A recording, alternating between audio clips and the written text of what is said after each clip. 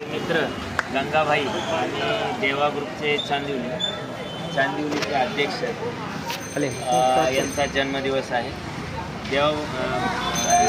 गंगाभाईंच्या बाबत जर सांगायचं झालं तर आमचे रिलेशन एक 2008-9 पासून घरच्यासारखे रिलेशन आहेत आणि त्यांच्या बाबत जर बोलायचं झालं तर यापूर्वी जर आपण पाहिलं,